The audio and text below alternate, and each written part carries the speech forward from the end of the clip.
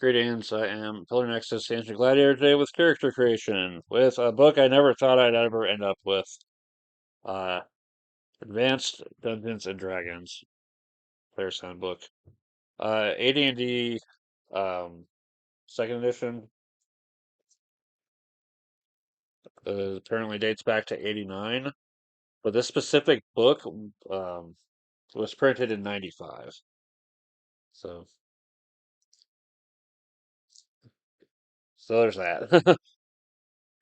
All I know is I found this in a used bookstore and it surprised the crap out of me to see it. So I just thought, what the hell? Why not pick it up? So making your character. First you've got to figure out your stats: strength, dexterity, constitution, intelligence, wisdom, and charisma. If you've seen other role-playing games, you should be pretty familiar. But in general, physical strength, agility, toughness, mental capacity, personal experience, and judgment, and dealing with human beings or other people one way or another. Um, just a straightforward way of rolling up stats is 36. So we got 7 strength, 10 dexterity, so on and so forth. There's other ways to mix it up too, like roll 2 sets of 3d6 and use one of the two. Roll 46 and drop the lowest. Roll 3d6 6 times and then decide which numbers you want to put where. Whatever method you end up using, you'll then go on to figure out your race. Dwarf, elf, gnome, half elf, halfling, human. Now, if you're playing in other settings, there might be other races available, but then I'm just going over the ones that are in this one. Um, Depending on what race you go with, that'll affect what classes you have access to and some adjustments to your initial stats.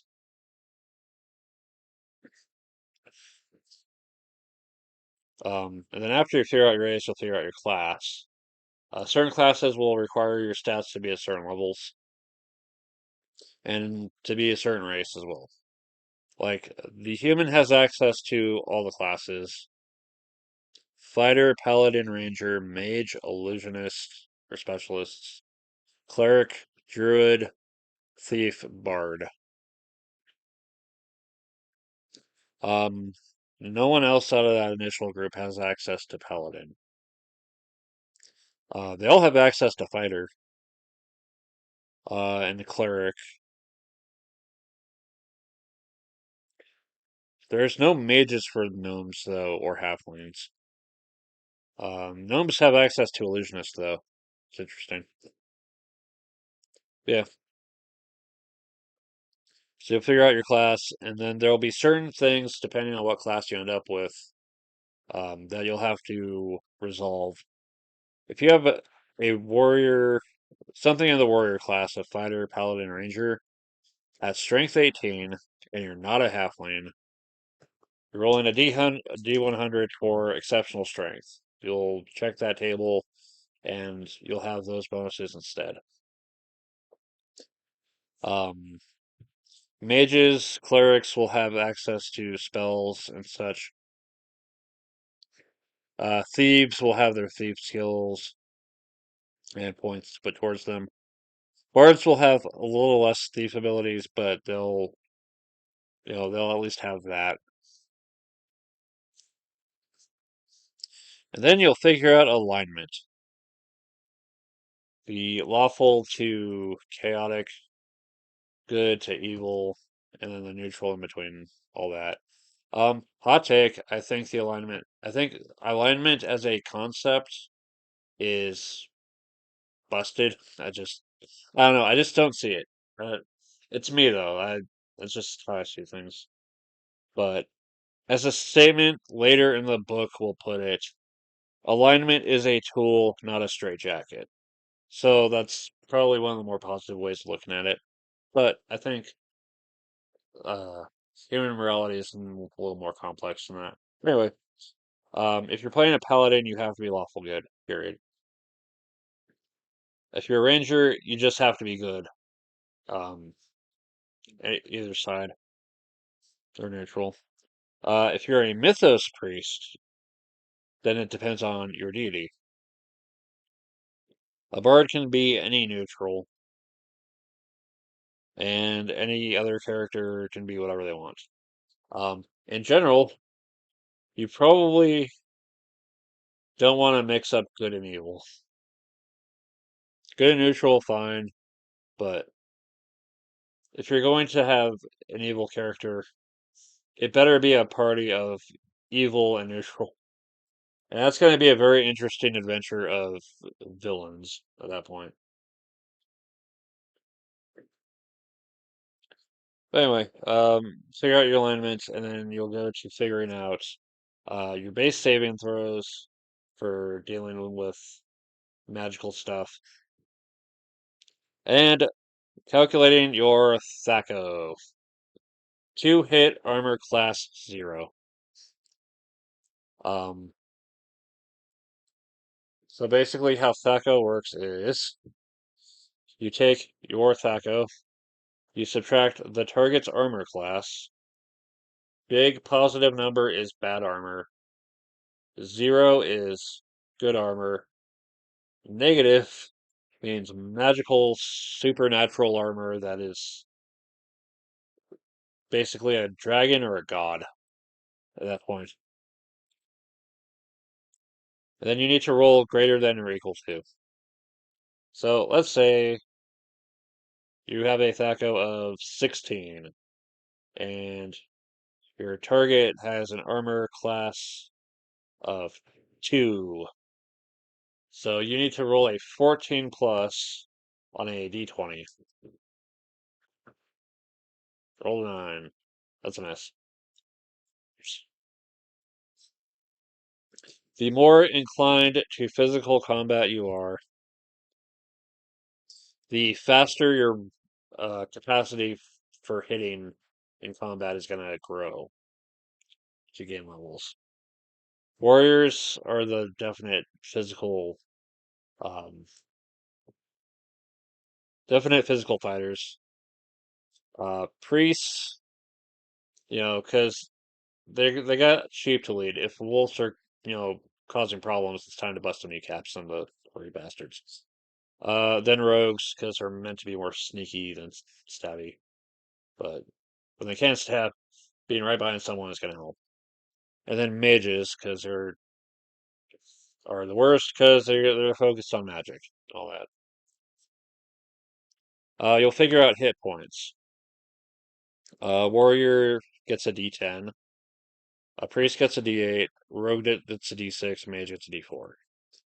Which you'll get as you gain levels as well. And then you'll figure out base movement. Um, you'll consult a table for that. And if encumbrance is in effect, you'll consult another table. There's a ton of tables in this book. It's like they they must really love their tables. Then there's you'll figure out your proficiency. Proficiencies are optional, but whatever proficiencies you gain are permanent.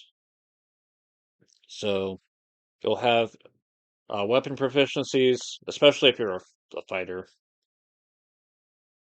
And then you'll have non-weapon proficiencies, which will include languages that you know, but might also include stuff like um, being on a seamanship, being on a boat with all that, or farming, or fishing. There's a lot of stuff that's not combat related that in stories could make the difference. Being able to appraise rare items or antique jewelry, for example. That might be the lead to the next big quest. So don't underestimate non-weapon proficiencies. And then finally, equipment. You'll have starting money. You'll buy stuff like weapons, armor, a horse. and then you'll figure out your armor class. No armor is a 10. 10 is bad. It's I like to think of it like the kind of Q and down system of, high number queues where you start out and then it gets lower as you get better, and then you cross over to down rank and that goes into a higher number as you get better. Something like that. But yeah, you'll figure out your armor class based on your new equipment. Record other info.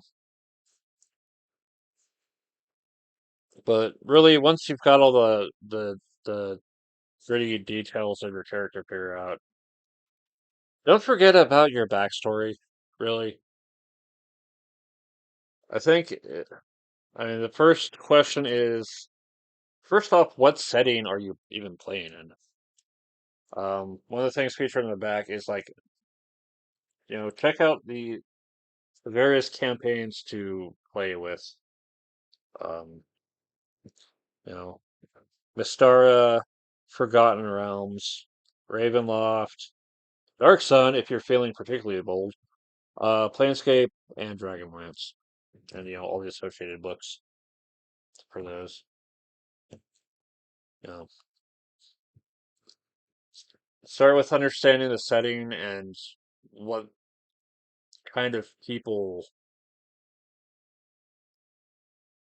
have to come out of that situation, or whatever potential situations might happen in that setting.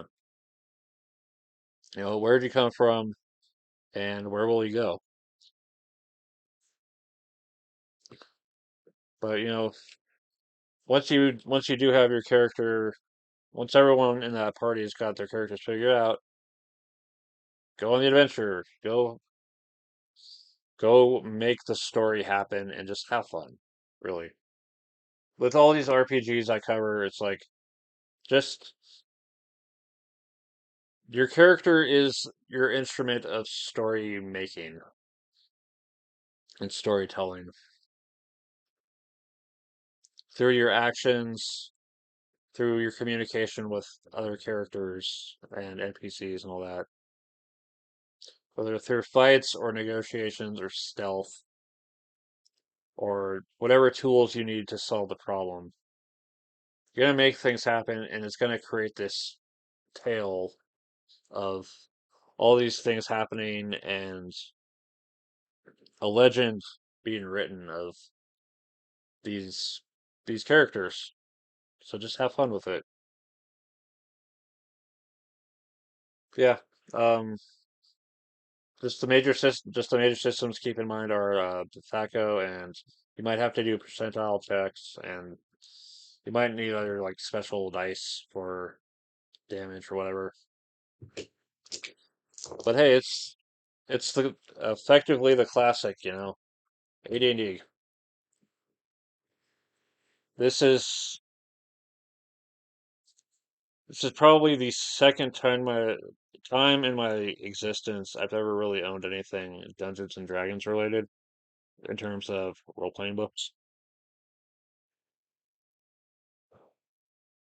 Arguably the third if you count the Unearthed Arcana book, but I think that's going on the D20 system. But um, yeah, it's interesting to take a look at books from like way back when and see the approach that they take with making characters work, the systems for interacting with stuff, the potential settings that they have lined up for their system, and then just hearing the stories people have of the things they've done with their characters, the crazy stories of magic spells gone horribly awry, artifacts of unintentional doom, negotiations gone weird. It's fun. It's fun to hear about from like other people. I really reading through each and every one of these books, it's like I really just want to play something with someone. one of these days. It doesn't have to. It doesn't even have to be D&D. It can be anything, as long as it's a chance to tell a fun story. But anyway, uh, Advanced Dungeons and Dragons. There's like newer versions of D&D in general to check out as well. You can go back. I think you can go back to like the first game too, or go back even further in like Chainmail and the adventure setting of Blackmore and all that. Yeah, check out this. Really, check out RPGs in general. They're cool. All right. Thanks very much for watching. Been Pillar Next, and I'll see you next time.